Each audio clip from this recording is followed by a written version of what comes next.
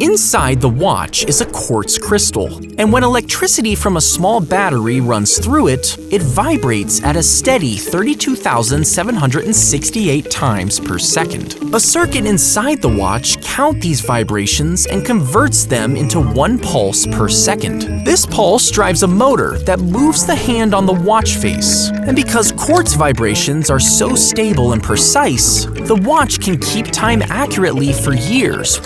Magnet in your fingertip would let you feel electromagnetic fields. The magnet vibrates slightly, allowing you to detect hidden electronics or wires, and connecting it to an infrared device would let you feel the distance of objects. You could even use it for party tricks, attracting small objects as if by magic. Eventually, though, the magnet would lose its strength, and any extra powers would be gone along with it. Warriors would remove the skull and skin from a defeated enemy's head. Then they sewed the eyes and mouth shut, believing this would prevent the enemy's spirit from seeking revenge. Next, they'd boil the skin, which shrank the head size but kept the facial features intact. Lastly, the shrunken skin was filled with hot stones and sand, shrinking it even more. The heads were then worn as trophies or used in rituals for protection and power. The cobra instinctively bites the membrane, injecting venom into the sterile glass container. Trained professionals gently hold the snake behind its head to keep it calm and prevent sudden movements. As the venom is injected, it drips down into the container, collecting steadily to be used as anti-venom. But this process is stressful for the snake, and they can become agitated. If this happens, the cobra might quickly strike the handler and inject its venom into their skin.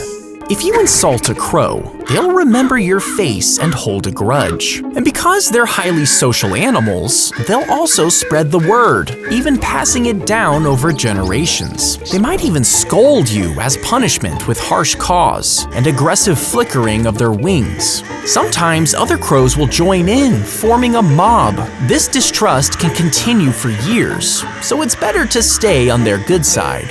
The morticians stole the gold fillings, then stacked bodies on top of each other to save money on cremation. These remains got mixed together, which meant loved ones received the ashes of several different people. When a rival mortician discovered this, he was shocked. He threatened to report it, but before he could, he died of a heart attack of just 24 years old. And investigators discovered that he had actually been poisoned. The first mortician was arrested and charged, making it the first case in the US to list oleander as a murder weapon.